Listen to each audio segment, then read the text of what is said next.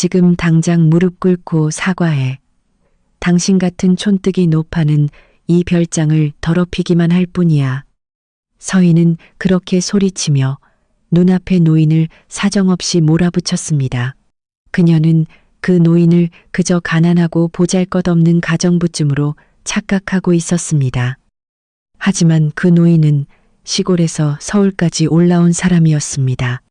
대기업 회장인 아들을 만나기 위해 먼 길을 온 어머니였습니다. 그런데 별장 안에 발을 들이자마자 그녀는 아들의 여자친구에게 도둑으로 몰리고 모욕당하고 끝내 폭행까지 당하고 말았습니다. 노인이 끝까지 죄를 인정하지 않자 악랄한 모녀는 그녀를 억지로 무릎 꿇리려 했습니다. 휴대전화를 빼앗고 마치 도둑을 가두듯 어두운 방 안에 가둬버렸습니다. 노인은 계속해서 자신이 이 별장 주인의 어머니라고 말했습니다. 하지만 두 모녀는 비웃었습니다. 돈을 뜯어내려고 주인 어머니 행세를 하는 거라고 조롱했습니다. 그런데 바로 그 순간 악독한 여자친구 서희의 휴대전화로 한 장의 사진이 도착했습니다. 그 사진은 회장인 남자친구가 직접 보낸 것이었습니다. 사진을 확인한 순간 서희의 얼굴은 순식간에 새파랗게 질렸습니다. 핏기라고는 한 방울도 남지 않은 얼굴이었습니다. 도대체 이 노인의 진짜 정체가 무엇이기에 그토록 오만하던 서희가 이렇게까지 두려움에 떨게 된 것일까요? 이야기를 시작하기 전에 여러분은 지금 어디에서 이 이야기를 듣고 계신지 댓글로 남겨주세요.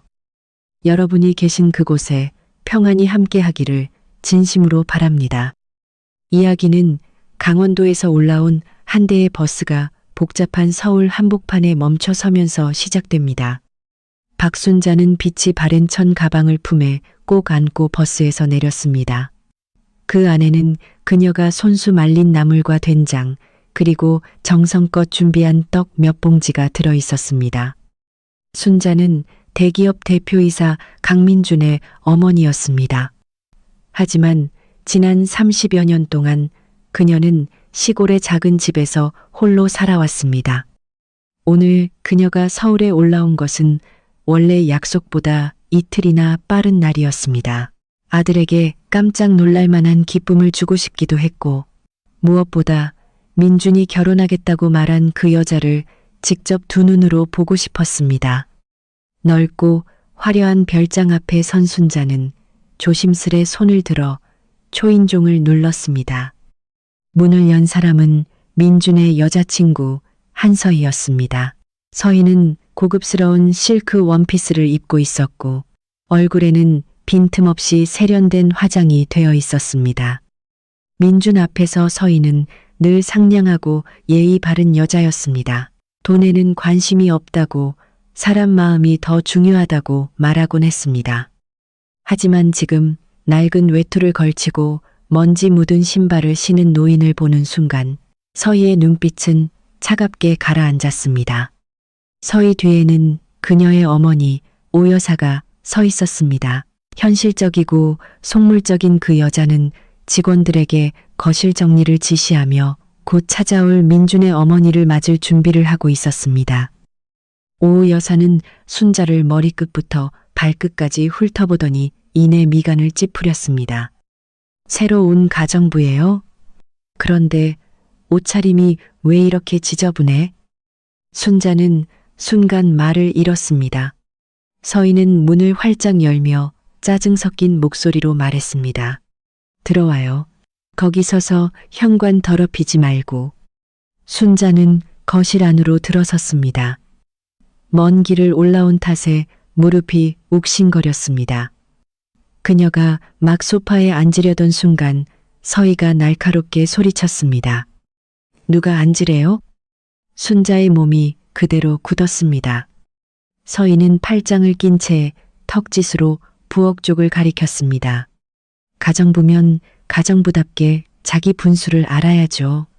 그리고 앞으로 제 이름 함부로 부르지 마세요. 한 아가씨라고 불러요.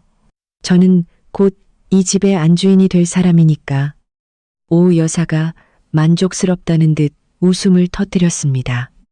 우리 딸이 곧 대표이사 사모님이 될 사람이에요. 말만 잘 들으면 오래 일할 수 있을 거예요. 순자는 눈앞의 모녀를 가만히 바라보았습니다. 그래도 목소리만은 침착했습니다. 저는 가정부가 아닙니다. 민준이 어머니예요. 서희는 몇 초 동안 말없이 그녀를 바라보다가 이내 헛웃음을 흘렸습니다. 민준 씨 어머니라고요? 그녀는 옆에 있던 어머니를 돌아보았고 두 사람은 동시에 비웃음을 터뜨렸습니다. 민준 씨가 분명히 말했어요. 어머님은 이틀 뒤에 서울에 올라오신다고요. 주인 어머니 행세를 해서 누구를 속이려는 거예요? 순자는 품에 안고 있던 천가방을 탁자 위에 조심스럽게 올려놓았습니다. 아들을 놀라게 해주려고 조금 일찍 올라왔습니다. 여기 있는 건 전부 민준이가 어릴 때부터 좋아하던 음식이에요. 서희는 가방 입구를 잡아 벌렸습니다. 말린 나물과 된장의 구수한 냄새가 거실 안에 은은하게 퍼졌습니다. 하런 못해. 그 순간 서희는 노골적으로 코를 막더니 가방을 바닥에 내던졌습니다. 이게 무슨 쓰레기야. 이런 더러운 걸 왜 별장 안으로 들고 와요. 이런 건 돼지한테나 먹일 물건이지. 순자의 입가에 걸려있던 희미한 미소가 천천히 사라졌습니다. 그녀는 밤새워 준비한 음식이 담긴 가방을 바라보았습니다. 그리고 자신이 곧 며느리가 될 거라 말하는 그 여자를 조용히 바라보았습니다. 순자의 외투 주머니 안에는 휴대전화가 있었습니다. 단 한 통의 전화만 걸면 민주는 곧장 이곳으로 달려올 것이었습니다. 하지만 순자는 휴대전화를 꺼내지 않았습니다. 그녀는 알고 싶었습니다. 아들이 없는 자리에서 이 여자가 어디까지 잔인해질 수 있는지. 서희는 허리를 숙여 낡은 천가방을 두 손가락 끝으로 집어들었습니다. 마치 쓰레기 봉투라도 만지는 듯한 역겨운 표정이 얼굴에 드러났습니다. 이 집은 촌스러운 물건 보관하는 창고가 아니에요. 내가 전부 밖에 내다 버릴 거예요. 그녀는 그대로 몸을 돌려 현관 쪽으로 걸어갔습니다. 순자는 곧장 다가가 가방끈을 꽉 붙잡았습니다. 안 됩니다. 서희가 돌아섰습니다. 방금 뭐라고 했어요?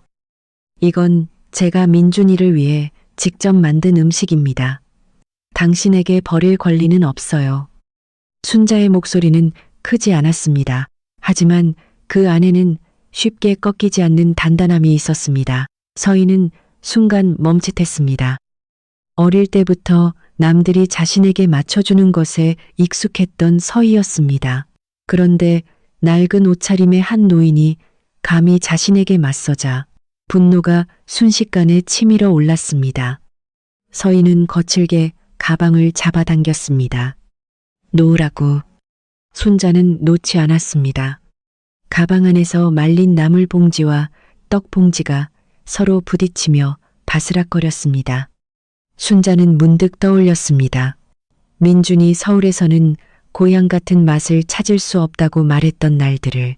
그 말이 마음에 남아 그녀는 밤마다 아궁이 옆에 앉아 나물을 손질하고 정성껏 말려두었습니다. 저를 업신여겨도 좋습니다. 하지만 어미의 마음까지 짓밟지는 마세요. 당신 같은 사람이 감히 어머니라는 말을 입에 올릴 자격이나 있어요? 서희는 두 손으로 가방을 더욱 세게 잡아당겼습니다. 순자는 가방이 찢어질까봐 순간 손을 놓았습니다. 그 반동으로 서희는 뒤로 크게 휘청였고 허리가 벽 쪽에 놓인 장식 탁자에 부딪혔습니다. 탁자 위에 옥빛 도자기가 흔들렸습니다. 서희가 고개를 돌렸을 때 이미 도자기는 대리석 바닥으로 떨어지고 있었습니다. 쨍그랑 날카로운 파열음이 거실 전체를 갈랐습니다. 깨진 도자기 조각들이 두 사람의 발밑으로 사방에 튀었습니다. 서희는 그대로 얼어붙었습니다. 자신이 무슨 일을 했는지 누구보다 잘 알고 있었습니다. 하지만 몇 초도 지나지 않아 그녀의 얼굴에서 당황한 기색은 사라졌습니다. 대신 차갑고 음흉한 눈빛이 떠올랐습니다. 서희는 곧장 순자를 손가락질했습니다. 당신이 도자기 깼잖아. 순자는 자신의 귀를 의심했습니다. 분명히 당신이 탁자에 부딪혔잖아요. 아직도 발뺌을 해요? 소란을 들은 오 여사가 황급히 달려왔습니다. 그녀는 바닥에 깨진 도자기를 보고 곧바로 딸의 얼굴을 보았습니다. 눈빛만 봐도 무슨 일이 있었는지 충분히 알 수 있었습니다. 하지만 오 여사는 단 한마디도 묻지 않았습니다. 그녀는 곧장 순자를 향해 소리쳤습니다. 이 도자기가 얼마나 비싼 건지 알아요? 당신 같은 사람은 평생 일해도 보상 못해요. 순자의 목소리가 차갑게 가라앉았습니다. 두 분 다 누가 깼는지 알고 있잖아요. 오 여사는 허리에 손을 얹었습니다. 이 집에서 외부인은 당신 하나뿐이에요. 당신이 아니면 누가 했다는 거예요. 서희가 순자에게 바짝 다가섰습니다. 그녀의 시선은 순자의 낡은 외투에 꽂혀 있었습니다. 어쩌면 당신 일하러 온 게 아닐지도 모르겠네요. 물건 훔치러 들어온 거 아니에요?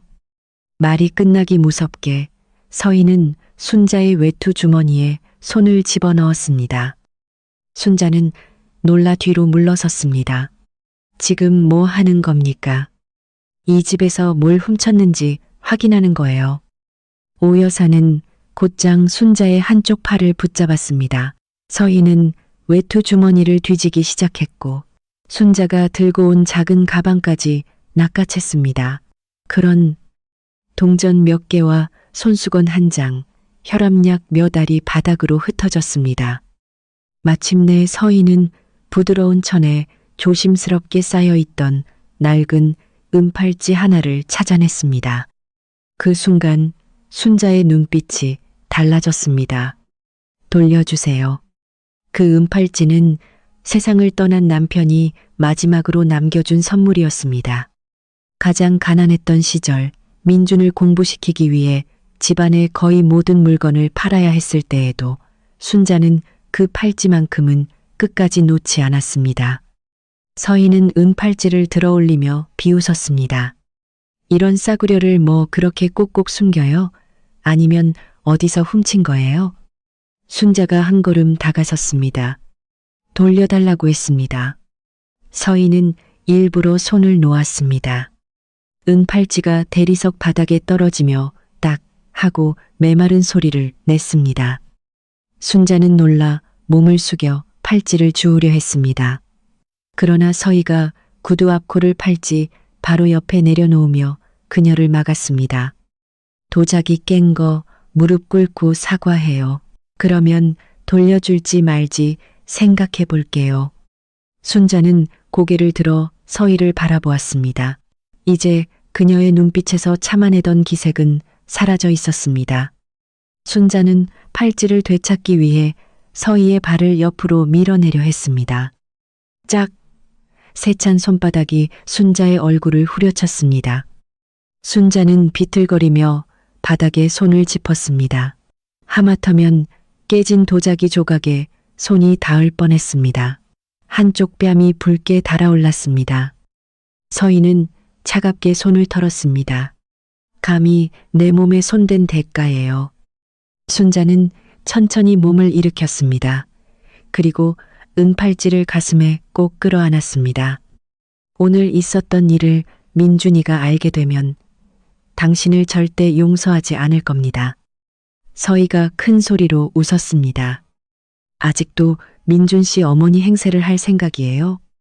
그녀는 순자의 귓가로 얼굴을 가까이 가져가 모멸감이 뚝뚝 묻어나는 목소리로 속삭였습니다. 당신이 민준 씨 앞까지 기어간다 해도 그 사람은 결국 내 말만 믿을 거예요. 순자는 그 눈을 똑바로 바라보았습니다. 그때 처음으로 깨달았습니다. 이 여자는 단지 탐욕스럽고 오만한 사람이 아니었습니다.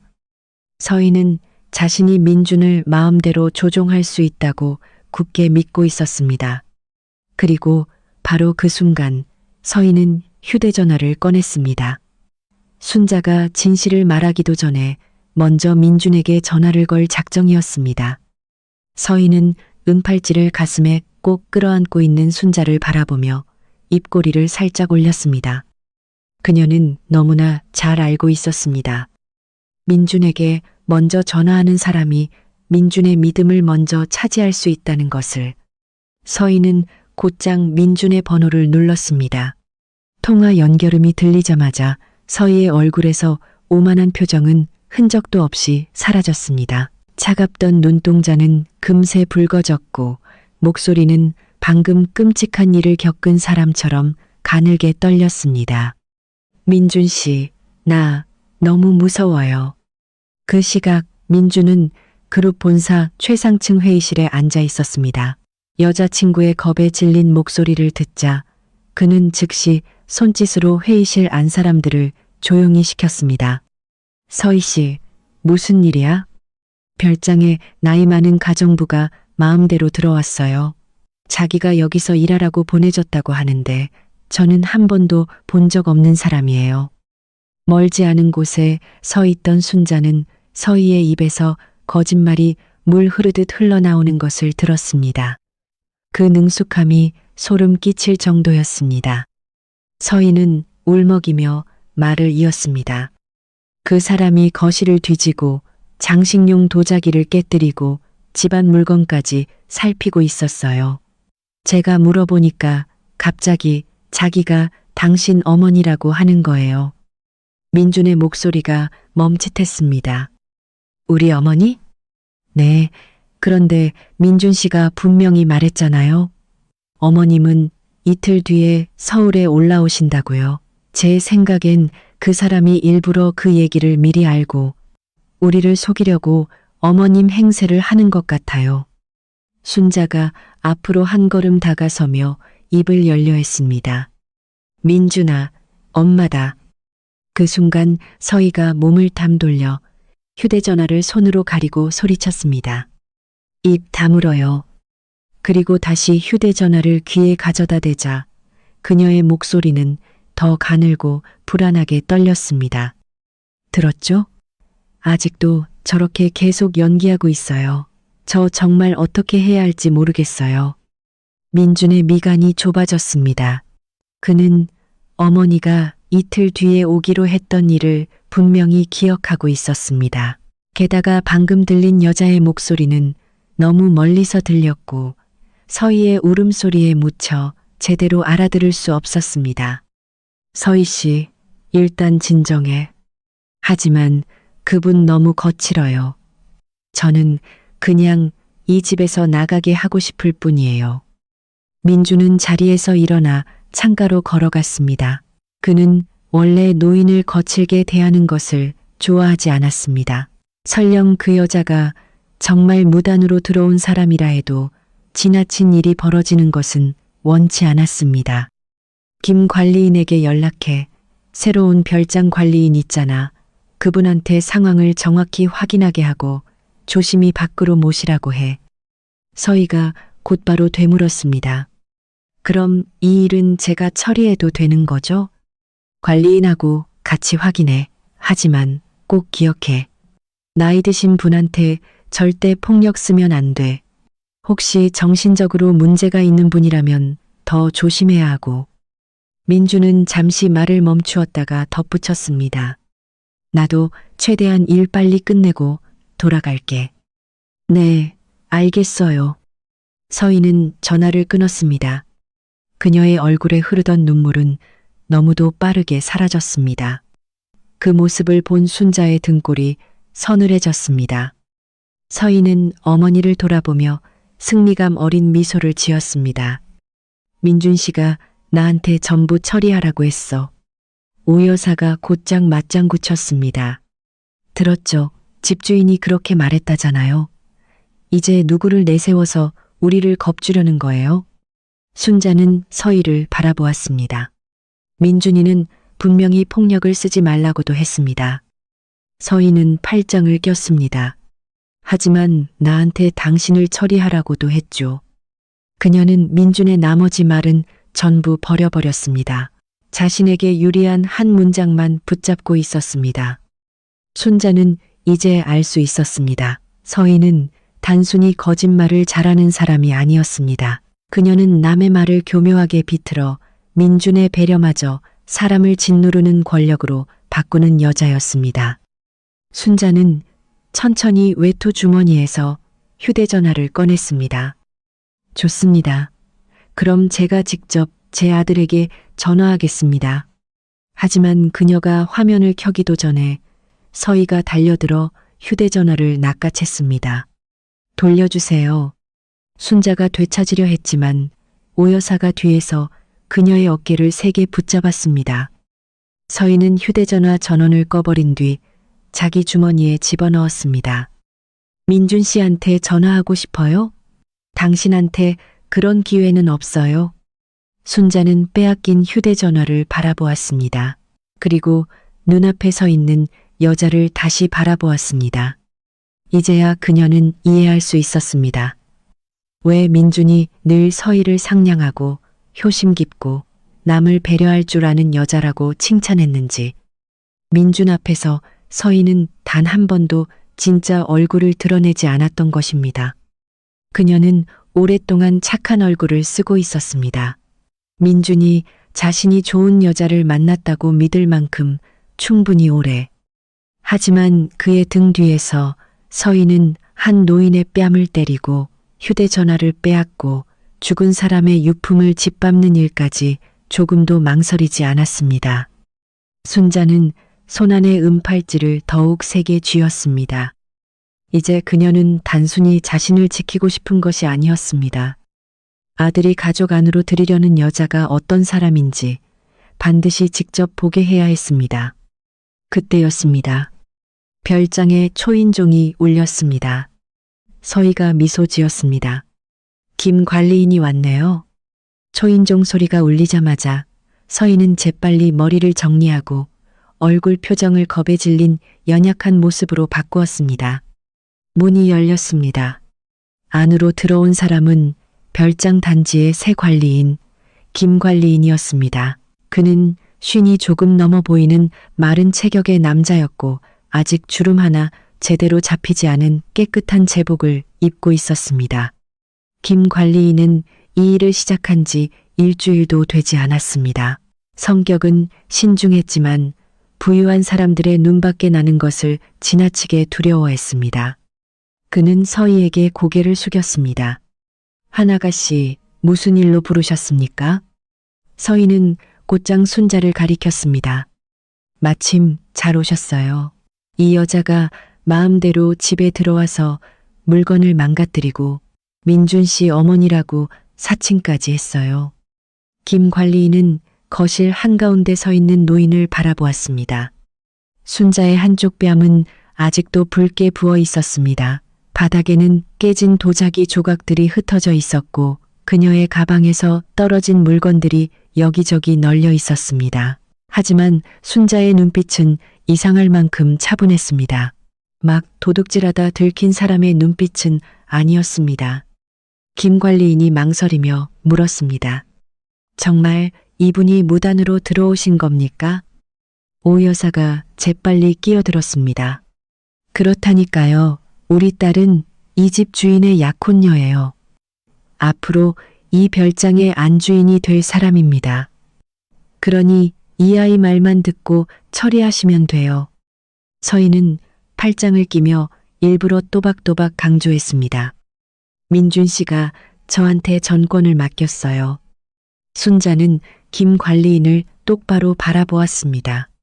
김 관리인님, 저는 민준이 어머니입니다. 직접 민준이에게 전화 한 통만 해보시면 모든 게 밝혀질 겁니다.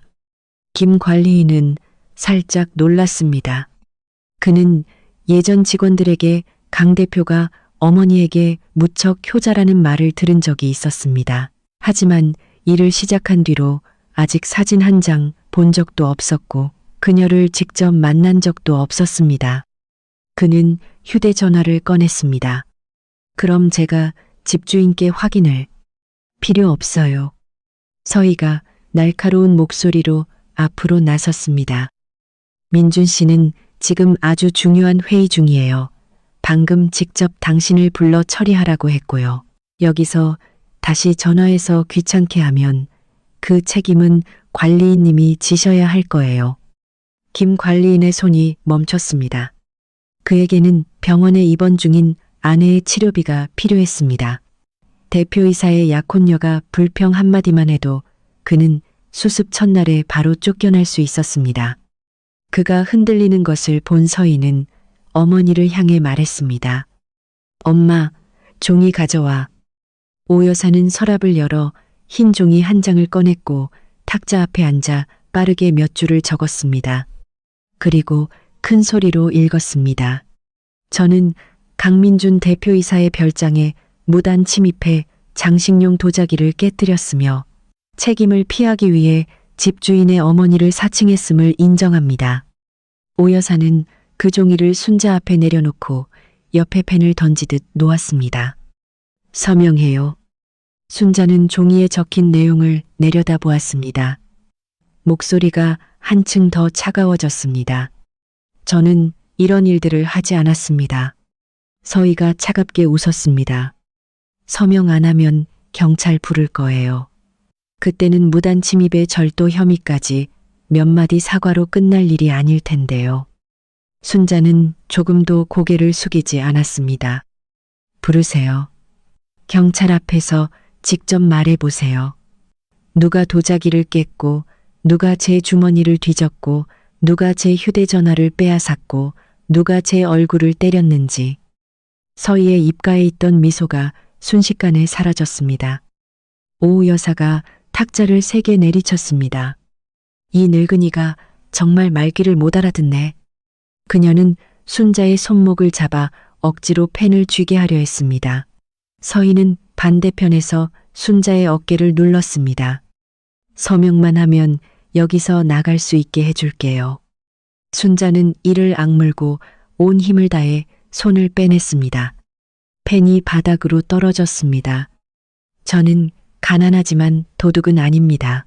모욕은 참을 수 있어도 하지 않은 죄를 인정할 수는 없습니다. 옆에 서 있던 김 관리인의 표정은 점점 굳어졌습니다. 정말 순자가 무단 침입자라면 왜 서희는 경찰이 오는 것을 꺼려하는 걸까? 왜 이토록 급하게 노인에게 자백서를 쓰게 하려는 걸까? 그는 탁자 아래 굴러다니는 혈압약을 보았습니다. 그리고 순자의 붉게 부은 뺨을 다시 바라보았습니다. 한 아가씨, 일단 좀 진정하시는 게 좋겠습니다. 적어도 이분이 가족에게 연락할 수 있도록 휴대전화는 돌려드려야 하지 않겠습니까? 서희가 돌아섰습니다. 지금 무단 침입자를 편드는 거예요? 아닙니다. 저는 단지 누가 당신을 여기 계속 일하게 할 수 있는 사람인지 잘 생각하고 말하세요. 김 관리인의 몸이 굳었습니다. 이미 의심은 생겼습니다. 하지만 일자리를 잃을지도 모른다는 두려움이 그의 입을 막아버렸습니다. 바로 그때 서희의 휴대전화가 울렸습니다. 화면에는 민준의 이름이 떠 있었습니다. 서희는 곧장 모두에게 조용히 하라는 신호를 보내고 전화를 받았습니다.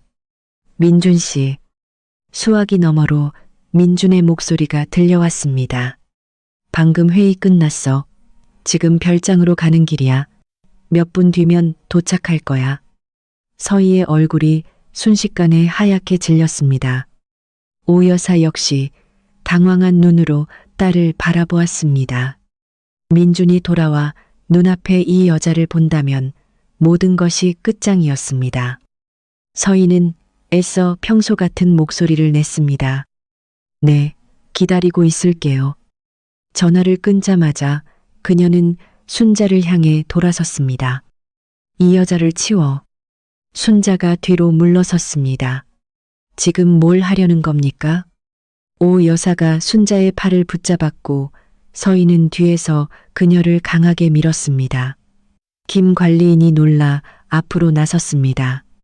한 아가씨, 이러시면 안 됩니다. 당신은 입 다물어요. 잠깐만 저 안에 붙잡아 두면 돼요. 민준 씨가 돌아갔다가 나가면 내가 알아서 처리할 테니까. 운이를 모녀는 순자를 질질 끌고 부엌을 지나 뒤편의 작은 창고로 향했습니다. 순자는 문틀을 붙잡았습니다. 서희 씨, 숨기면 숨길수록 당신 죄는 더 무거워질 겁니다. 서희는 이를 악물고 순자를 창고 안으로 세게 밀어 넣었습니다. 순자는 중심을 잃고 차가운 시멘트 바닥 위로 쓰러졌습니다. 문이 쾅 닫혔습니다. 바깥에서 자물쇠가 철컥 메마른 소리를 내며 잠겼습니다.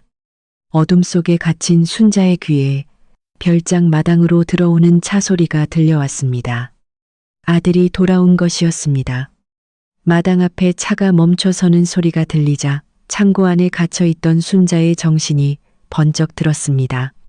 그녀는 차가운 벽을 짚고 힘겹게 몸을 일으켰습니다. 민준아, 엄마 여기 있다.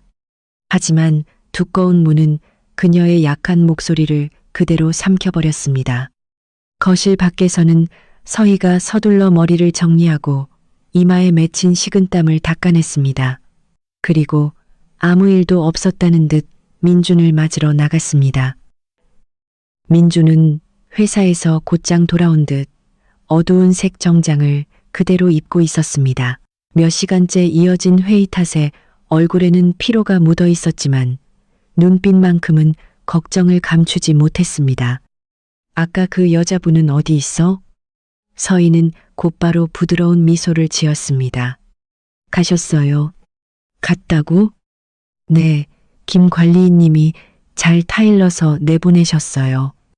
저도 그분이 나이가 많으셔서 도자기 값은 따로 물리지 않기로 했고요.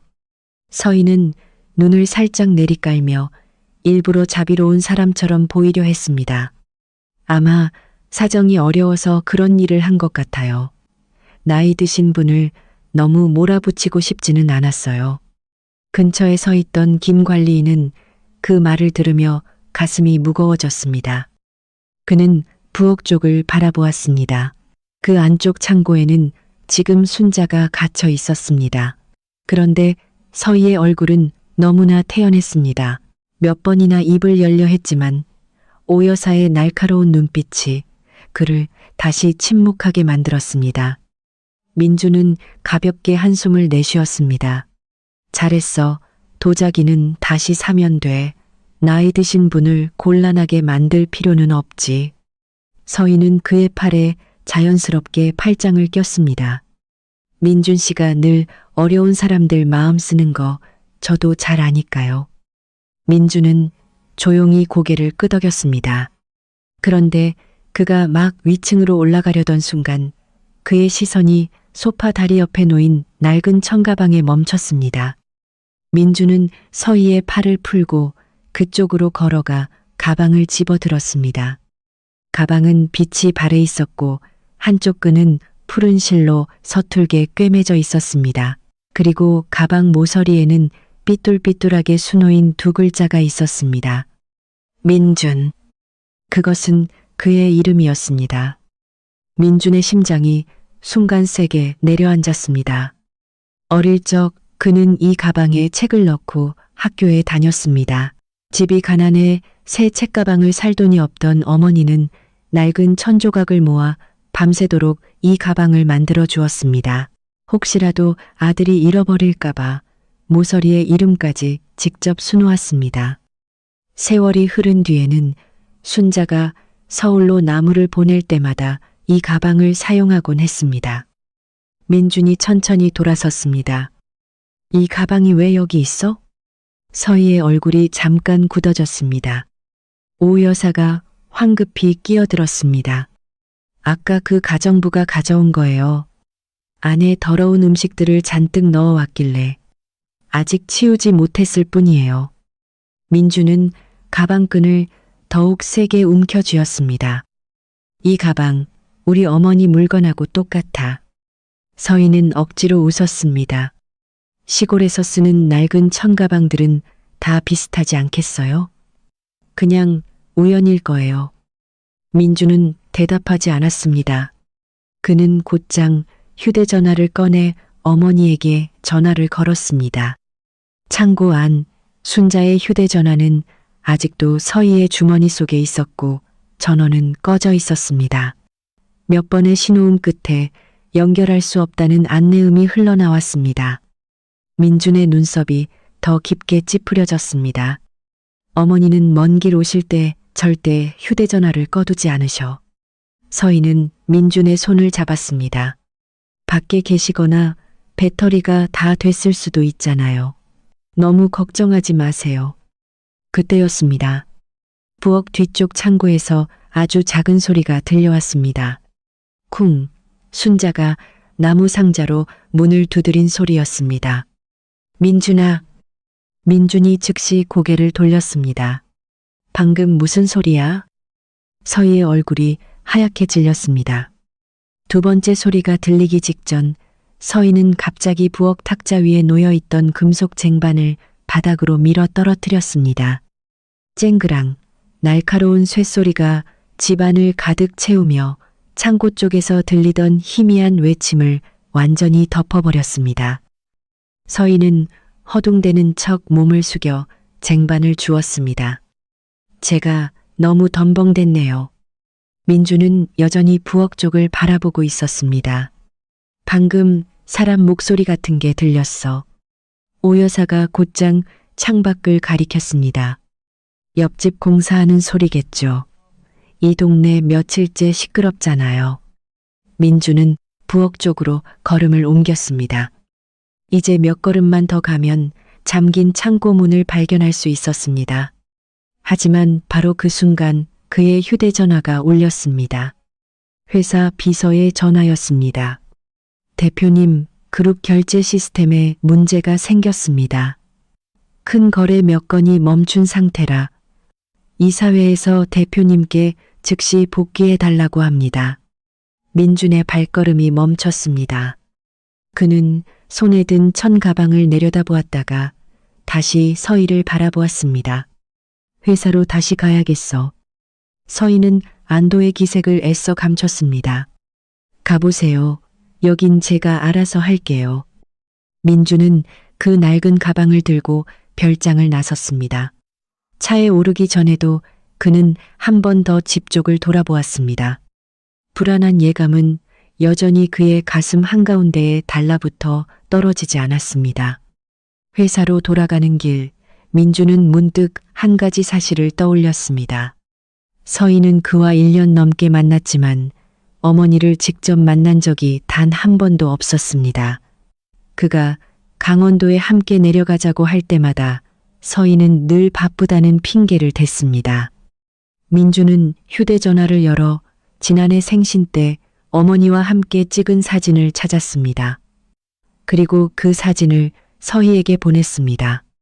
사진 아래에는 이렇게 적었습니다. 이분이 우리 어머니야. 아까 그 여자분하고 닮았는지 봐줄래? 별장 안 서희의 휴대전화 화면이 환하게 켜졌습니다. 그녀는 사진을 열었습니다. 그리고 단 1초 만에 얼굴에서 피가 모조리 빠져나갔습니다. 서희는 휴대전화 화면을 뚫어져라 바라보았습니다. 민준이 보낸 사진 속에는 수수한 갈색 니트를 입은 여자가 민준 옆에 서 있었습니다. 희끗희끗한 머리는 단정하게 뒤로 묶여 있었고 얼굴에는 따뜻한 미소가 번져 있었습니다. 그녀의 한 손은 아들의 어깨 위에 조용히 얹혀 있었습니다. 바로 그 여자였습니다. 서희가 조금 전 뺨을 때리고 주머니를 뒤지고 창고에 가둔 바로 그 노인. 사진 아래에는 민준의 메시지가 떠 있었습니다. 이분이 우리 어머니야. 아까 그 여자분하고 닮았는지 봐줄래? 서희의 두 손이 떨리기 시작했습니다. 휴대전화가 손에서 미끄러질 뻔했습니다. 딸의 얼굴빛이 달라진 것을 본 오 여사가 곧장 다가왔습니다. 무슨 일이야? 서희는 말이 나오지 않아 그저 화면을 어머니에게 내밀었습니다. 오 여사가 사진을 확인하는 순간 입술이 새하얗게 질렸습니다. 말도 안 돼. 그녀는 휴대전화를 낚아채 사진을 확대했습니다. 마치 어떻게든 다른 점 하나라도 찾아내려는 사람처럼 화면을 들여다보았습니다. 하지만 볼수록 절망만 깊어졌습니다. 낡은 외투, 희끗한 머리, 얼굴선, 그리고 그 차분한 눈빛까지 어디를 봐도 틀림없는 같은 사람이었습니다. 오 여사가 더듬거리듯 말했습니다. 민준이가 분명 어머니는 이틀 뒤에 온다고 했잖아. 그런데 왜 저 노파가 벌써 올라온 거야? 서희는 이를 꽉 깨물었습니다. 일부러 일찍 온 거야. 날 시험해 보려고. 이제 어떻게? 두 모녀는 서로를 바라보았습니다. 조금 전까지 얼굴에 가득하던 오만함은 흔적도 없이 사라져 있었습니다. 그 모습을 멀지 않은 곳에서 김 관리인이 전부 보고 있었습니다. 그는 조심스레 다가왔다가 사진 속 인물을 알아보고 크게 놀랐습니다. 정말 이분이 강 대표님 어머니십니까? 서희는 즉시 화면을 꺼버렸습니다. 관리인님은 상관없는 일이에요. 하지만 이번에는 김 관리인이 물러서지 않았습니다. 그는 순자의 붉게 부어있던 뺨을 떠올렸습니다. 바닥에 흩어져 있던 혈압약들, 그리고 억지로 자백서에 서명하라고 몰아붙였을 때의 그 차분한 눈빛도 함께 떠올랐습니다. 만약 그 여자가 정말 이 집 주인의 어머니라면 방금 전 자신이 가담한 일은 단순한 오해가 아니었습니다. 그는 죄 없는 노인을 가두는 일에 손을 보탠 것이었습니다. 김 관리인은 서희를 똑바로 바라보았습니다. 창고 문을 여십시오. 서희의 얼굴이 굳었습니다. 지금 저한테 명령하는 거예요? 그렇습니다. 문을 열지 않으시면 제가 직접 자물쇠를 부수고 강 대표님께 바로 연락드리겠습니다. 오 여사가 앞으로 나서며 그를 막아섰습니다. 당신, 우리 딸이 곧 민준이 아내가 될 사람이라는 걸 잊었어요? 이 아이가 말 한마디만 하면 당신은 바로 일자리 잃어요. 김 관리인의 주먹이 꽉 쥐어졌습니다. 그는 여전히 이 일을 잃는 것이 두려웠습니다. 병원에 누워있는 아내가 있었고 매일 들어가는 약값과 치료비는 감당하기 버거운 짐이었습니다. 하지만 여기서 계속 눈을 감는다면 그는 다시는 자기 자신을 똑바로 바라볼 수 없을 것 같았습니다. 일자리를 잃을 수도 있겠지요. 그의 목소리가 낮게 가라앉았습니다. 하지만 저 안에 갇힌 어르신을 1분이라도 더 방치할 수는 없습니다. 김 관리인은 빠른 걸음으로 부엌 쪽으로 향했습니다. 서희가 놀라 그 뒤를 쫓았습니다. 멈춰요. 이미 김 관리인은 창고 문 앞에 도착해 있었습니다. 그는 주먹으로 문을 세게 두드렸습니다. 박 여사님, 제 말 들리십니까? 안쪽에서 아주 희미한 소리가 들려왔습니다. 네, 순자의 목소리는 바짝 쉬어 있었습니다. 김 관리인의 얼굴빛이 완전히 달라졌습니다. 그는 돌아서서 외쳤습니다. 열쇠는 어디 있습니까? 서희는 그 자리에서 굳어버렸습니다.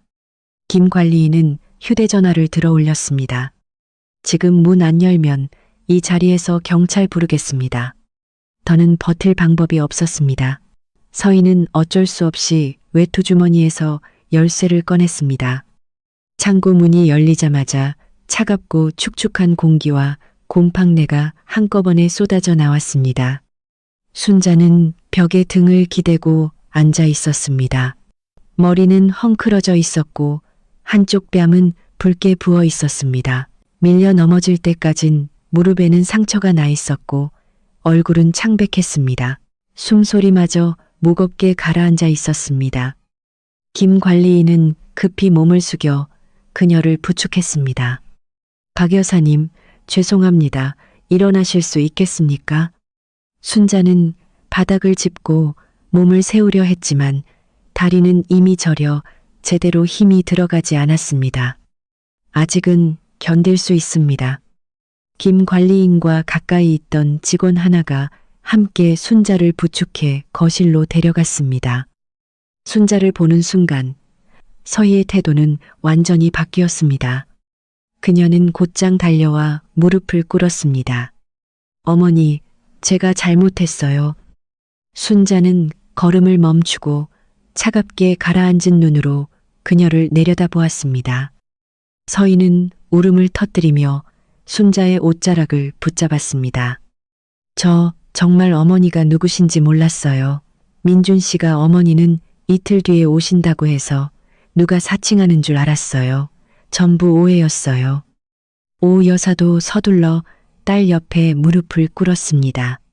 사돈어른, 제발 넓은 마음으로 한 번만 봐주세요. 저희가 일부러 그런 게 아닙니다. 사돈어른이 민준이 어머니인 줄 알았다면 저희에게 간이 10개라도 감히 그런 짓은 못했을 거예요. 순자는 자기 앞에 무릎 꿇은 두 사람을 조용히 바라보았습니다. 불과 몇 분 전까지만 해도 그들은 그녀를 도둑이라 불렀습니다.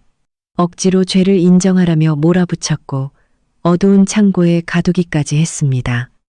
그런데 이제 신분을 알게 되자 말투와 표정과 몸짓이 한순간에 바뀌어 있었습니다. 순자가 나직하게 물었습니다. 만약 내가 민준이 어머니가 아니었다면요? 서희의 몸이 그대로 굳었습니다. 내가 정말 가난한 가정부였다면 당신이 나를 때리고 물건을 빼앗고 저 창고에 가둔 게 정당한 일이 되는 겁니까? 서희는 아무 대답도 하지 못했습니다. 순자는 손을 내밀었습니다. 네, 휴대전화. 서희가 머뭇거렸습니다. 김 관리인이 낮고 단호한 목소리로 말했습니다. 돌려드리십시오. 서희는 결국 주머니에서 휴대전화를 꺼냈습니다. 전원을 켠 뒤 두 손으로 순자에게 건넸습니다. 화면이 켜지자마자 수많은 메시지가 한꺼번에 떠올랐습니다. 순자는 민준과의 대화창을 열어 김 관리인에게 보여주었습니다. 그 안에는 민준이 몇 시 버스를 타는지 묻고 혈압약을 꼭 챙기라고 당부하고 사람을 보내 모시겠다고 말한 메시지들이 남아 있었습니다. 오래전부터 두 모자가 함께 찍은 사진들도 있었습니다. 이제 누구도 더는 부정할 수 없었습니다. 김 관리인은 깊이 고개를 숙였습니다. 박 여사님, 제가 잘못했습니다. 일자리를 잃을까 두려워 끝까지 확인하지 못했습니다. 어떤 책임이든 달게 받겠습니다. 순자는 바로 대답하지 않았습니다. 그녀는 휴대전화를 들고 아들의 이름을 찾았습니다. 서희는 순자의 손가락이 통화 버튼 위로 향하는 것을 보며 심장이 솟는 것 같았습니다. 민준이 이 모든 진실을 알게 되는 순간 약혼은 끝이었습니다. 별장도, 지위도, 그녀가 꿈꿔온 모든 미래도 한꺼번에 무너질 것이었습니다. 그때 서희가 갑자기 기어오듯 다가와 순자의 다리를 끌어안았습니다. 어머니, 제발 전화하지 마세요. 순자의 손이 멈췄습니다. 서희는 눈물로 젖은 얼굴을 들어 올렸습니다. 하지만 그 두려움에 흔들리는 눈동자 안에서 또 다른 음모가 빠르게 자라나고 있었습니다.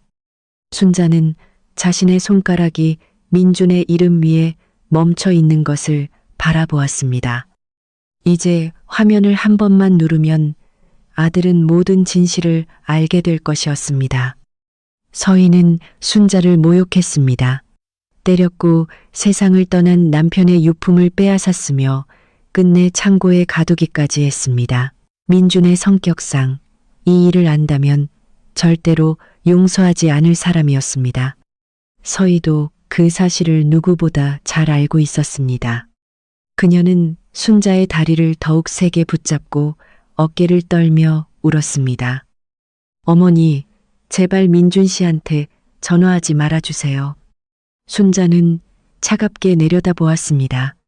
당신이 나를 막을 이유가 아직 남아 있습니까? 그 순간 서희는 두 손을 자기 배 위에 올렸습니다. 저 임신했어요. 거실 안이 한순간에 얼어붙었습니다. 순자가 굳어버렸습니다. 김 관리인도 놀란 눈으로 서희를 바라보았습니다. 오 여사는 딸의 의도를 깨닫는데 오래 걸리지 않았고 곧장 옆에 무릎을 꿇었습니다. 서희는 목이 맨 듯 말을 이어갔습니다. 그 아이는 민준 씨 아이예요. 어머니의 친손주이기도 하고요. 순자는 서희의 배를 내려다보았습니다. 단단하게 굳어있던 눈빛이 순간 흔들렸습니다. 정말입니까? 제가 어떻게 이런 일로 거짓말을 하겠어요. 서희는 급히 가방을 열었습니다. 몇 초 동안 안을 뒤지더니 곱게 접어둔 종이 한 장을 꺼내 두 손으로 순자에게 내밀었습니다. 그것은 서희의 이름이 적힌 임신 확인서였습니다. 아래에는 산부인과 도장까지 찍혀 있었습니다. 그 종이는 사실 오래전부터 서희가 준비해둔 것이었습니다. 서희는 만약 민준이 결혼을 망설이면 이 가짜 임신을 이용해 그를 밀어붙일 생각이었습니다. 그런데 그 무기가 이런 상황에서 쓰이게 될 줄은 그녀 자신도 예상하지 못했습니다. 순자는 그 종이를 받아들고 몇 번이나 들여다보았습니다. 그녀는 오래전부터 손주를 기다려왔습니다. 민준과 통화할 때마다 일이 아무리 중요해도 사람에게는 결국 따뜻한 가정이 필요하다고 말하곤 했습니다. 그런데 지금 서희의 뱃속에 작은 생명이 자라고 있다는 말을 듣는 순간 마음속의 분노 위로 걱정이 내려앉았습니다. 서희는 그 흔들림을 놓치지 않았습니다. 그녀는 더 크게 울었습니다. 오늘 제가 잘못한 거 알아요. 어머니께 그렇게 모질게 말하면 안 됐고 일이 여기까지 커지게 해서도 안 됐어요. 그녀는 이마가 바닥에 닿을 만큼 고개를 숙였습니다. 하지만 임신하고 나서 잠도 제대로 못 자고 속도 계속 메스껍고 감정 조절도 잘 안 됐어요. 누군가 갑자기 민준 씨 어머니라고 하니까 민준 씨를 속이려는 사람인 줄 알고 너무 무서웠어요. 그래서 제가 잠깐 이성을 잃었습니다. 순자가 물었습니다. 그렇다면 왜 나를 때렸습니까? 서희는 흐느끼며 대답했습니다. 그분이 아이를 해칠까봐 무서웠어요. 몸싸움이 벌어졌을 때 저는 그저 저 자신을 지켜야 한다는 생각뿐이었어요. 정신을 차리고 나서야 제가 용서받지 못할 짓을 했다는 걸 알았습니다. 오 여사는 곧장 기어오듯 다가와 순자의 손을 붙잡았습니다. 사돈어른, 제발 아이를 생각해 주세요. 그녀는 울면서 딸의 배를 내려다보았습니다. 서희가 외동딸이라 어려서부터 곱게 자라서 가끔 성질이 급하긴 해도 본성은 나쁜 아이가 아닙니다. 게다가 오늘은 임신까지 해서 머리가 많이 혼란스러웠을 거예요. 순자는 아무 말도 하지 않았습니다. 오 여사는 계속 애원했습니다. 민준이가 이 일을 알면 틀림없이 서희를 버릴 겁니다. 그러면 이 아이는 태어나기도 전에 온전한 가정을 잃게 되는 거예요. 서희는 그 말에 맞춰 배를 감싸 안았습니다. 얼굴에는 깊은 고통이 어린 듯 했습니다. 저는 민준 씨에게 버림받는 게 무서운 게 아니에요. 이 아이가 아버지 없이 자라게 될까봐 그게 두려워요. 그 한마디가 순자의 가슴을 아프게 찔렀습니다. 그녀는 누구보다 잘 알고 있었습니다. 여자가 혼자 아이를 키우는 일이 얼마나 고되고 외로운지. 남편을 먼저 떠나보낸 뒤 순자는 새벽부터 밤늦게까지 일했습니다. 눈이 무릎까지 쌓인 날에도 갈라진 발로 채소를 배달하며 민준의 학비를 벌었습니다. 어떤 저녁에는 찬물 한 그릇으로 끼니를 때우면서도 아들에게는 그런 사실을 숨겼습니다. 결혼 반지까지 팔았지만 마지막 은팔찌 하나만은 남편의 기억으로 끝까지 간직했습니다. 순자는 그 어떤 아이도 민준이 겪었던 것처럼 아버지의 빈자리를 안고 자라기를 바라지 않았습니다. 그녀는 천천히 휴대전화를 내렸습니다. 일어나세요. 서희는 여전히 무릎을 꿇은 채 고개를 들었습니다. 어머니, 저를 용서해 주시는 거예요? 순자는 깊은 한숨을 내쉬었습니다. 오늘 있었던 일을 없던 일로 할 수는 없습니다. 하지만 당신이 정말 임신했다면 어른들의 잘못 때문에 아이가 상처받는 것은 원치 않습니다. 하지만 서희는 곧장 순자의 손을 붙잡았습니다. 감사합니다, 어머니. 저 정말 달라질게요. 앞으로 어머니께 효도하고 민준 씨 잘 챙기고 좋은 엄마가 되겠습니다. 순자는 그녀를 오래 바라보다가 조용히 고개를 끄덕였습니다. 한 번은 기회를 주겠습니다. 오 여사는 연신 고개를 숙였습니다. 사돈어른은 정말 마음이 넓으십니다. 저희 가족, 이 은혜 절대 잊지 않겠습니다. 바로 그때 순자의 휴대전화가 울렸습니다. 화면에는 민준의 이름이 떠 있었습니다. 서희는 숨을 멈췄습니다. 순자의 팔을 붙잡고 있던 손에 저도 모르게 힘이 들어갔습니다. 순자가 전화를 받았습니다. 엄마다. 수화기 너머에서 민준의 걱정 어린 목소리가 흘러나왔습니다. 어머니, 지금 어디세요? 휴대전화가 계속 꺼져 있었어요. 제가 몇 번이나 전화했는지 아세요? 순자는 자기 발밑에 무릎을 꿇고 있는 서희를 내려다보았습니다. 그리고 손에 쥔 임신 확인서를 다시 바라보았습니다. 엄마, 별장에 와 있다. 민준이 놀란 듯 말을 멈췄습니다. 그럼 아까 그분이 정말 어머니셨어요? 서희 씨가 어머니께 무슨 일 한 거 아니죠? 서희의 얼굴이 새파랗게 질렸습니다. 순자는 몇 초 동안 침묵했습니다. 그리고 천천히 대답했습니다. 엄마는 괜찮다. 너는 회사 일 마무리하고 와라. 이야기는 나중에 하자. 정말 괜찮으신 거죠? 괜찮다. 엄마 때문에 하던 일 멈추지 마. 민주는 여전히 의심을 거두지 못했습니다. 하지만 어머니의 목소리가 침착했기에 결국 낮은 목소리로 대답했습니다. 알겠습니다. 최대한 빨리 돌아갈게요. 통화가 끊겼습니다. 서희와 오 여사는 서로를 바라보며 동시에 안도의 숨을 내쉬었습니다. 불과 몇 분 전까지만 해도 모든 것이 끝났다고 생각했습니다. 하지만 가짜 종이 한 장과 눈물 몇 방울로 그들은 다시 위기를 벗어났습니다. 서희는 고개를 숙여 순자에게 감사하다고 말했습니다. 하지만 입가에 번지려는 미소는 교묘하게 감추고 있었습니다. 그녀는 자신이 이겼다고 믿었습니다. 하지만 자리에서 일어나는 순간 그녀의 가방 안에서 담배 한 갑과 라이터가 무심코 모습을 드러냈습니다. 순자의 시선이 그곳에 멈췄습니다. 순자는 서희의 가방에서 잠깐 드러난 라이터와 담배 한 갑을 뚫어지게 바라보았습니다.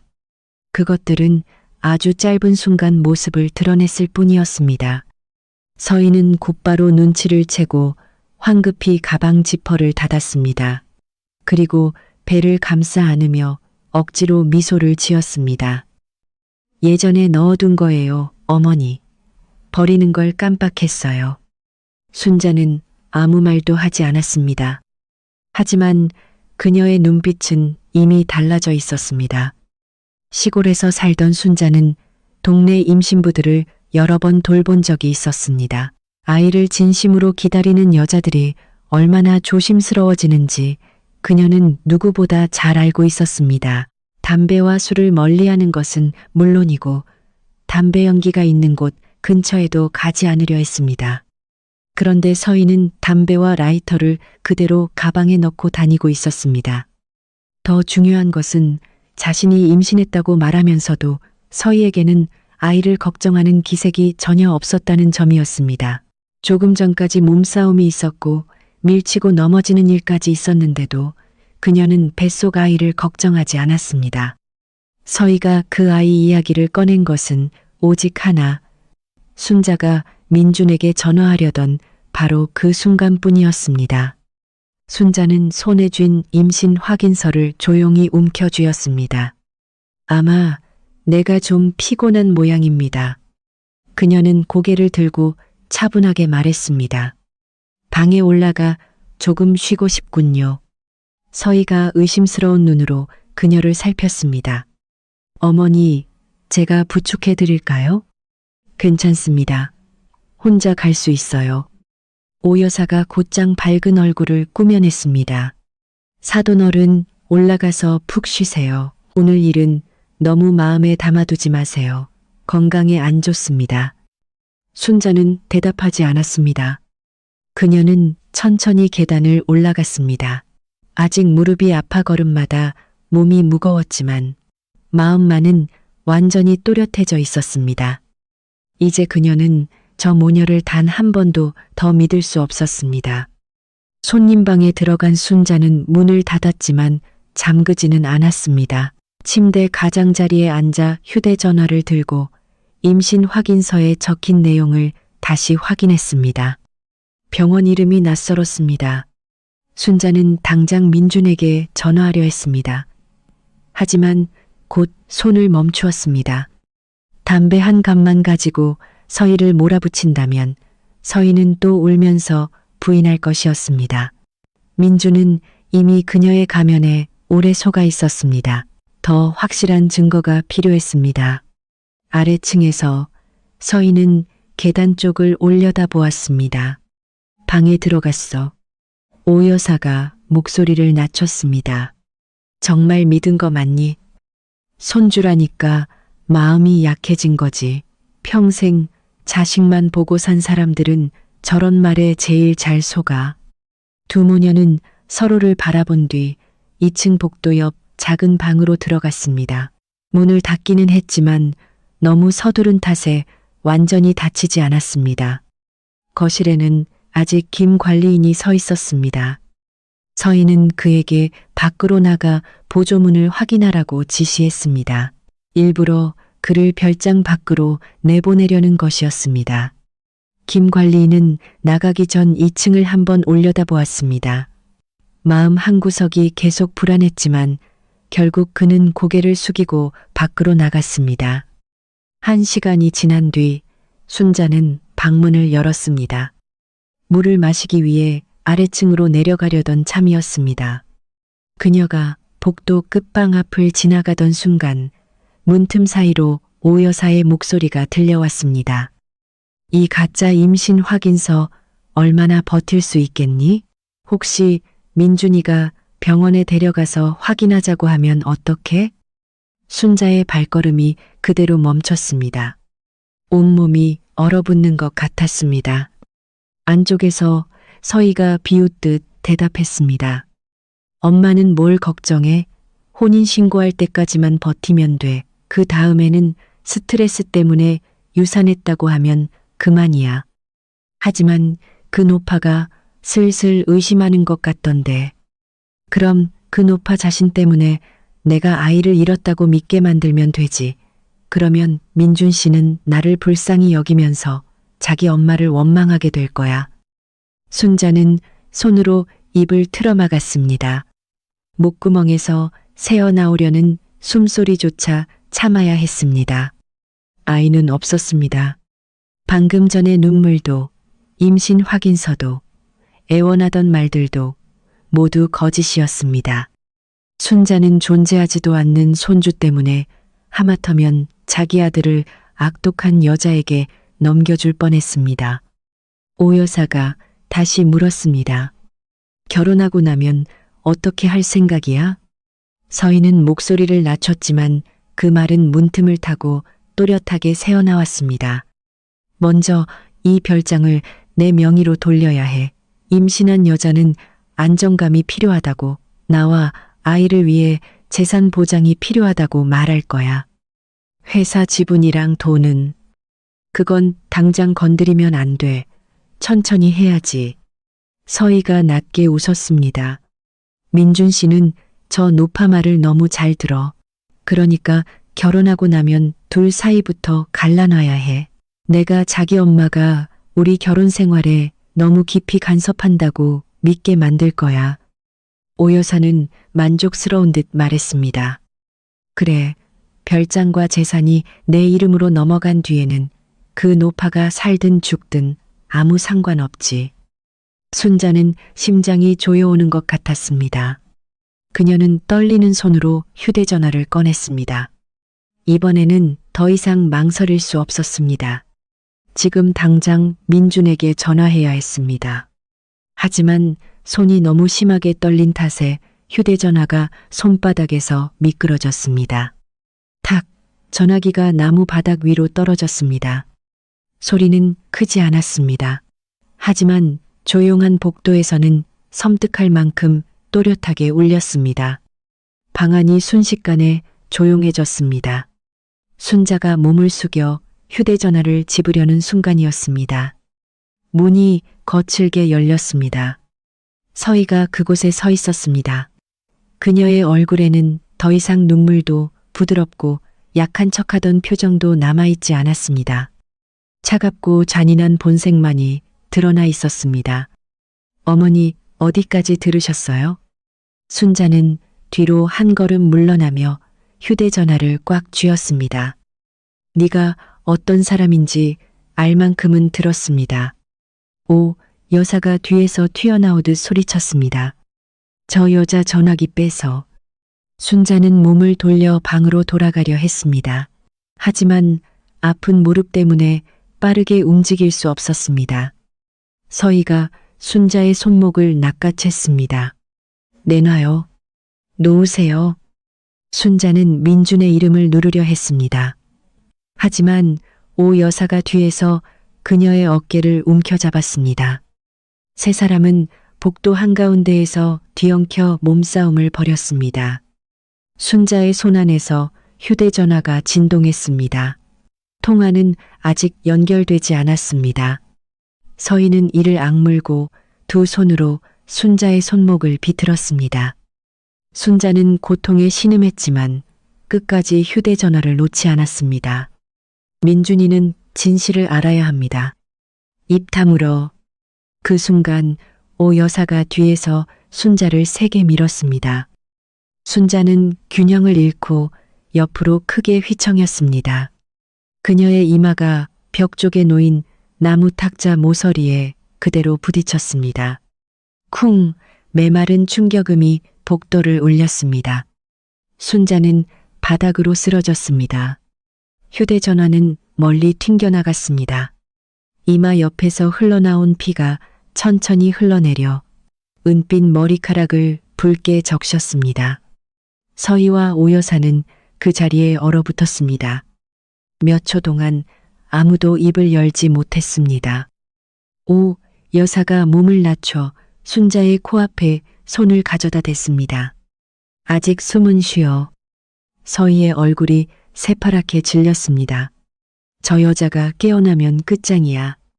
그럼 구급차를 부르고 혼자 넘어진 거라고 하면 되잖아. 서희는 탁자 옆에 묻은 피를 바라보더니 고개를 저었습니다. 안 돼. 이 정도 상처로는 죽지 않아. 깨어나면 다 말할 거야. 오 여사의 시선이 복도 끝 계단으로 향했습니다. 그 눈빛이 서서히 차갑게 가라앉았습니다. 그럼 영원히 깨어나지 못하게 만들면 돼. 서희가 어머니를 돌아보았습니다. 오 여사는 2층 난간으로 다가가 아래의 차가운 대리석 바닥을 내려다보았습니다. 아래로 던져. 서희의 목소리가 떨렸습니다. 엄마, 지금 무슨 말을 하는 거야? 이미 머리를 다쳤잖아.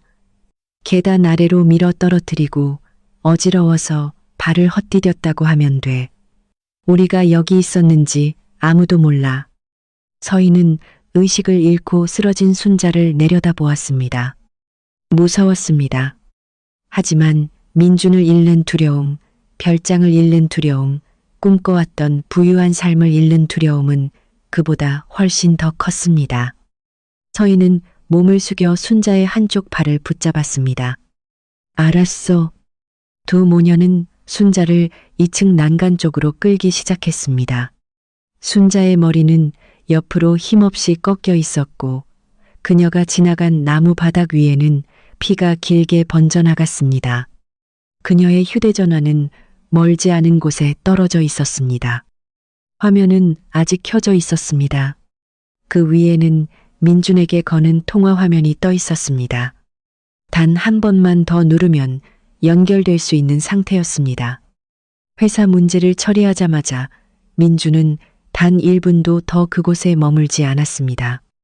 별장으로 돌아가는 내내 그의 머릿속에서는 빛바랜 천 가방과 어머니의 이상하게 차분하던 목소리가 떠나지 않았습니다. 어머니는 자신이 무사하다고 말했습니다. 하지만 서희가 자신을 가정부로 착각했다는 일에 대해 아무런 말도 하지 않았습니다. 몇 시간 동안 휴대전화가 꺼져 있었던 이유도 설명하지 않았습니다. 그 침묵은 그의 어머니답지 않았습니다. 민주는 계속 전화를 걸었습니다. 하지만 아무도 받지 않았습니다. 조금만 더 빨리 가주세요. 그가 운전기사에게 말했습니다. 휴대전화를 쥔 손에는 힘이 잔뜩 들어가 있었습니다. 그 시각 별장 안에서 순자는 아직 희미하게 숨을 쉬고 있었습니다. 탁자 모서리에 머리를 부딪힌 뒤 그녀는 몇 초 동안 정신을 되찾았습니다. 순자가 도움을 청하려 하자 서희는 곧장 그녀를 근처 침실 안으로 끌고 들어갔습니다. 오 여사는 침대 위에 있던 베개를 낚아채 순자의 얼굴 위에 세게 눌렀습니다. 손잡아 못 움직이게 해. 순자는 필사적으로 몸부림쳤습니다. 나이든 두 손이 절망 속에서 허공을 휘저었고 손톱이 서희의 손목을 할퀴었습니다. 하지만 그녀는 이미 여러 시간 동안 학대당해 기력이 다 빠진 상태였습니다. 숨소리는 점점 약해졌고 그녀의 팔은 천천히 아래로 떨어졌습니다. 그런데도 서희는 베개를 놓지 않았습니다. 오 여사가 순자의 보랏빛으로 변해가는 얼굴을 보고 놀라 소리쳤습니다. 그만해, 기절했어. 서희는 거친 숨을 몰아쉬며 천천히 베개를 들어 올렸습니다. 순자는 움직이지 않았습니다. 은빛 머리카락에는 피가 엉겨 붙어 있었습니다. 오 여사가 그녀의 입가에 귀를 가까이 댔습니다. 아직 숨은 쉬어. 2층으로 데려가야 해. 서희는 이마에 맺힌 땀을 닦았습니다. 아래로 떨어뜨린 다음 어지러워서 혼자 넘어진 거라고 하면 돼. 두 모녀는 각각 순자의 팔 한쪽씩을 붙잡고 복도로 끌어냈습니다. 순자의 머리는 옆으로 힘없이 꺾였고 두 다리는 계단 모서리에 부딪히며 끌려갔습니다. 서희와 오 여사는 순자를 난간 가까이까지 끌고 갔습니다. 아래에는 차갑고 단단한 대리석 바닥이 있었습니다. 오 여사는 아래를 내려다보며 말했습니다. 목소리는 떨리고 있었지만 그 속에는 잔혹함이 묻어 있었습니다. 밀어버려. 머리가 바닥에 부딪히기만 하면 살아남지 못할 거야. 서희는 의식을 잃은 순자의 얼굴을 바라보았습니다. 한순간 그녀의 손이 멈칫했습니다. 하지만 곧 별장과 돈, 대표이사 사모님이라는 지위가 머릿속에 떠올랐습니다. 저 여자가 살아있으면 난 모든 걸 잃어. 서희는 순자의 두 어깨를 붙잡았습니다.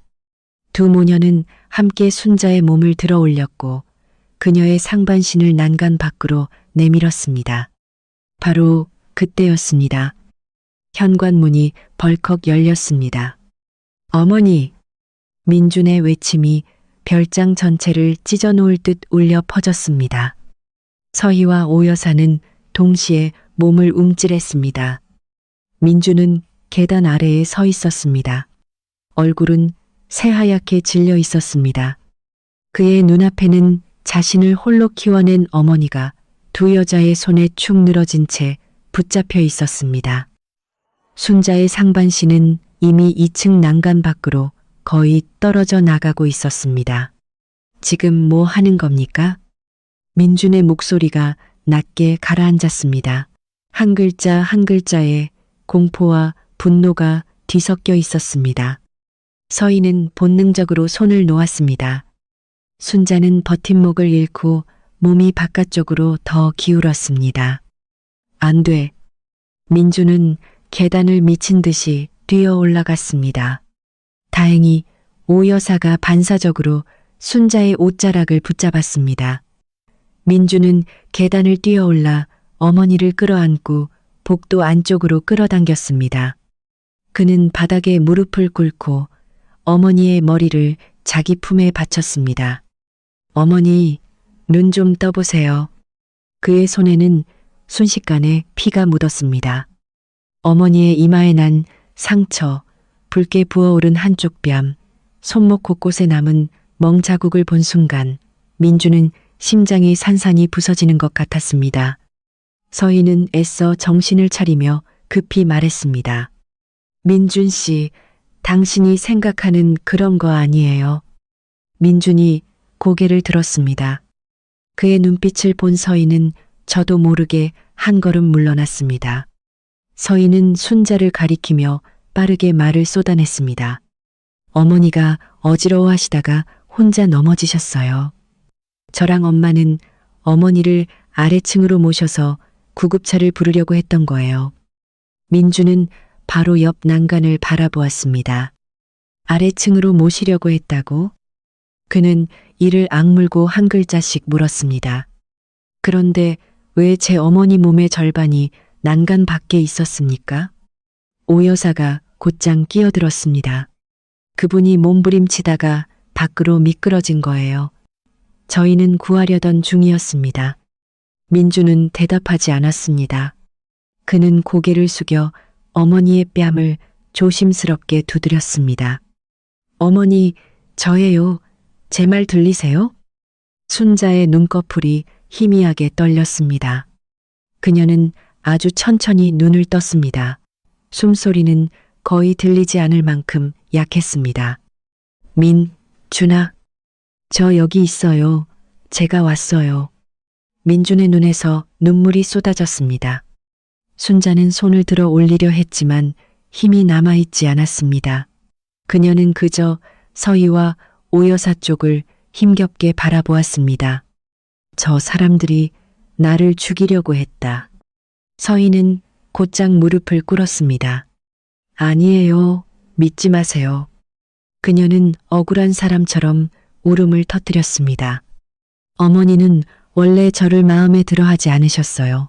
제가 임신한 걸 알고 제가 아이로 당신을 결혼으로 몰아붙인다고 생각하신 거예요. 우리 사이를 갈라놓으려고 일부러 이런 말을 하는 거예요. 민준이 굳어버렸습니다. 임신? 서희는 급히 두 손을 배 위에 얹었습니다. 아직 말하지 못했어요. 저 당신 아이를 가졌어요. 그녀는 귀여우듯 다가와 민준의 손을 잡으려 했습니다. 확인서도 있어요. 제가 임신한 몸으로 이런 위험한 짓을 할 리 없잖아요.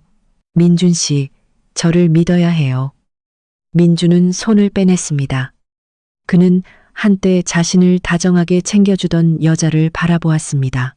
그리고 피투성이가 된 채 자기 품에 누워있는 어머니를 내려다보았습니다. 그의 마음속에는 아직 단 하나의 질문이 남아 있었습니다. 자신이 들어오기 전 이곳에서 대체 무슨 일이 벌어진 것인지 알고 싶었습니다. 그때 계단 쪽에서 다급한 발소리가 들려왔습니다. 김 관리인이 뛰어 들어왔습니다. 순자가 다친 모습을 보자 그의 얼굴빛이 순식간에 변했습니다. 박 여사님, 서희가 돌아서서 날카롭게 소리쳤습니다. 누가 들어오래요? 김 관리인은 대답하지 않았습니다. 그는 복도에 길게 끌린 핏자국을 보더니 계단참 근처 화분 쪽으로 달려갔습니다. 그리고 그 뒤에서 작은 카메라 하나를 꺼냈습니다. 강 대표님, 제가 전부 녹화했습니다. 서희의 얼굴이 그대로 굳었습니다. 오 여사가 곧장 달려들었습니다. 그거 내놔. 김 관리인은 뒤로 물러나며 장치를 꽉 쥐었습니다. 저는 일자리가 두려워 한 번 잘못했습니다. 하지만 두 번은 그러지 않겠습니다. 사실 그가 서희에게 쫓겨나 보조문을 확인하러 갔을 때부터 김 관리인은 뭔가 이상하다고 느끼고 있었습니다. 그는 두 모녀가 순자에게 강제로 자백서를 쓰게 하려 했고 창고에 가두었던 일을 떠올렸습니다. 그들이 순자를 계속 해친 뒤 나중에 책임을 자신에게 떠넘길지도 모른다는 두려움도 있었습니다. 그래서 김 관리인은 평소 별장 단지의 시설 파손 여부를 확인할 때 쓰던 작은 점검용 카메라를 몰래 설치해 두었습니다. 그는 그 카메라를 계단참 화분 뒤에 숨겨 2층 복도를 향하게 해두었던 것입니다. 김 관리인은 카메라를 휴대전화에 연결해 민준에게 건넸습니다. 영상이 재생되기 시작했습니다. 화면 속에는 서희와 오 여사가 가짜 임신 확인서에 대해 이야기하는 장면이 담겨 있었습니다.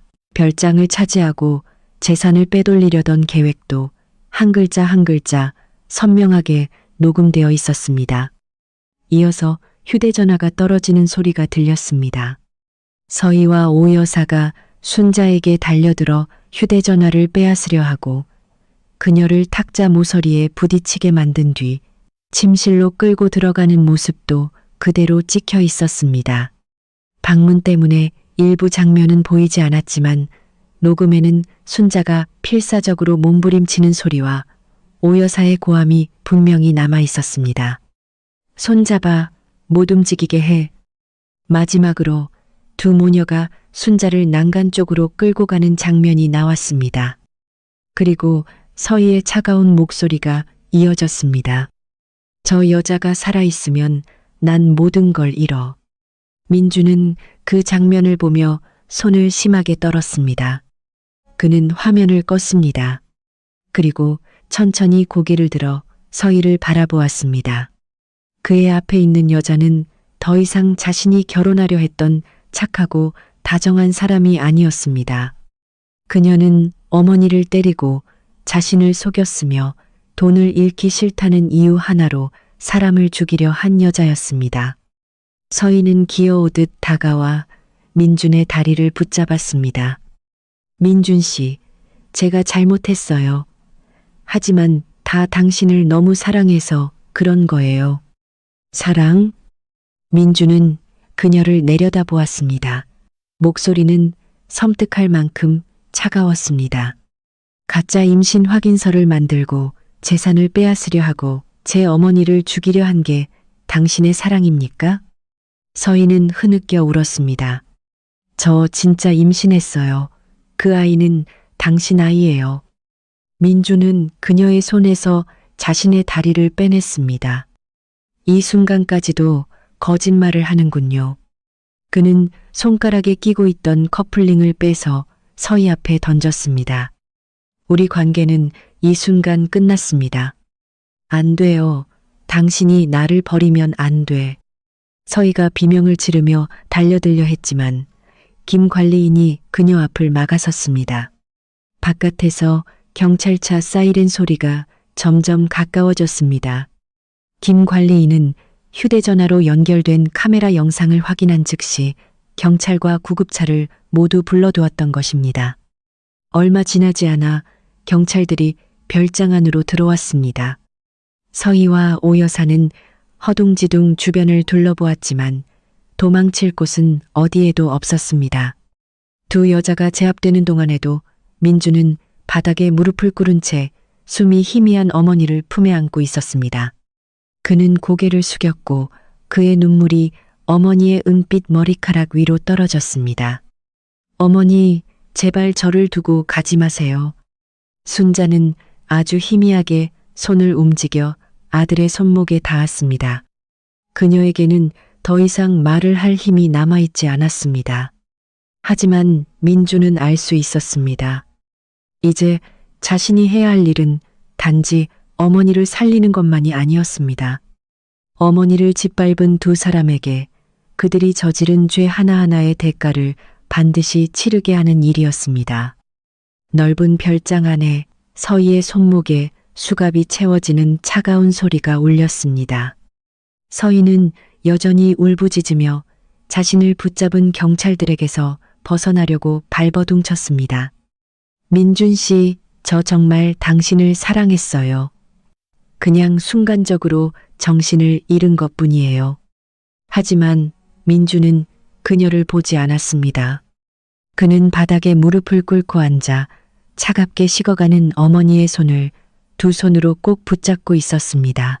구급대원들은 서둘러 순자의 머리 상처를 응급처치한 뒤 그녀를 들것 위에 눕혔습니다. 오 여사는 계단 아래로 끌려 내려왔습니다. 얼굴은 새파랗게 질려 있었습니다. 한때 자신이 곧 대표이사의 장모가 될 사람이라며 기세등등하게 굴던 모습은 어디에도 없었습니다. 김 관리인의 손에 들린 카메라를 본 순간 그녀는 이미 모든 변명이 소용없다는 것을 깨달았습니다. 내가 한 게 아니에요. 오 여사가 악을 쓰며 소리쳤습니다. 전부 서희가 한 거예요. 나는 딸 말만 들었을 뿐이라고요. 서희가 댐 돌아보았습니다. 엄마, 지금 뭐라고 했어? 어머니를 아래로 던지라고 한 건 엄마잖아. 별장과 재산을 차지하기 위해 함께 머리를 맞대던 두 모녀는 이제 서로에게 죄를 떠넘기며 자기만 살겠다고 발버둥치고 있었습니다. 민주는 그 모든 소리를 들었습니다. 하지만 이상하게도 더 이상 처음처럼 분노가 치밀지는 않았습니다. 그의 마음속에는 깊은 혐오감만 남아 있었습니다. 구급차는 그날 밤 순자를 싣고 별장을 떠났습니다. 민주는 어머니와 함께 차에 올랐고 병원으로 가는 내내 창백한 얼굴에서 눈을 떼지 못했습니다. 그의 머릿속에 강원도에서 보냈던 가난한 시절이 하나둘 떠올랐습니다. 어릴 적 민준이 한겨울에 고열을 앓았던 날이 있었습니다. 눈은 마을길을 모두 덮고 있었고 순자는 어린 아들을 등에 업고 3km가 넘는 길을 걸어 보건소까지 갔습니다.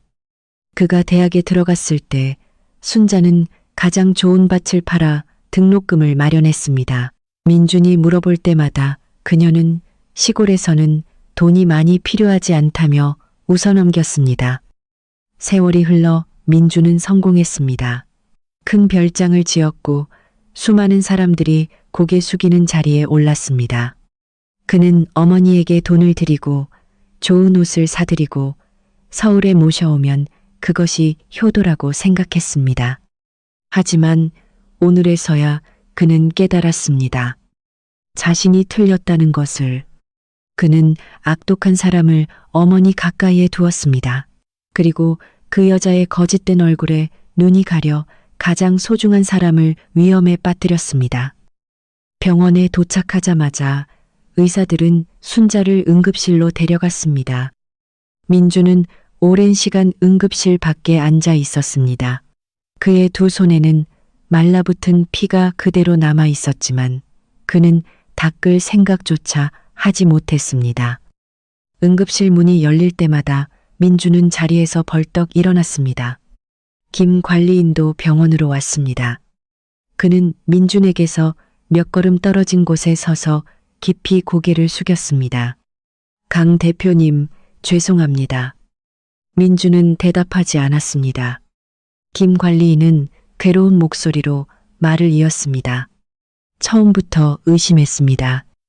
박 여사님 얼굴에 상처를 받고 한 아가씨가 뭔가 이상하다는 것도 알았습니다. 그런데도 저는 일자리를 잃을까봐 아무 말도 하지 못했습니다. 그는 두 손을 꽉 움켜쥐었습니다. 저는 창고에 박 여사님을 가두는 일에도 가담했습니다.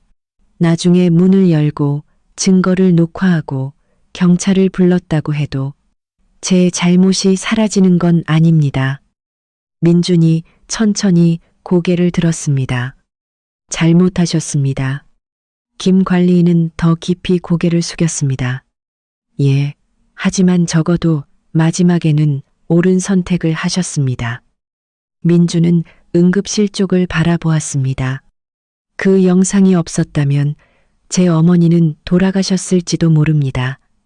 그리고 저 두 사람은 끝까지 거짓말을 했겠죠. 김 관리인은 더 이상 변명하지 않았습니다. 그는 스스로 경찰서로 가서 모든 과정을 진술했습니다. 자신의 책임이 있는 부분까지 빠짐없이 말했습니다. 그는 순자를 제때 구하는 데 협조했고 중요한 증거를 제출했기 때문에 수사기관은 참작할 사정을 검토했습니다.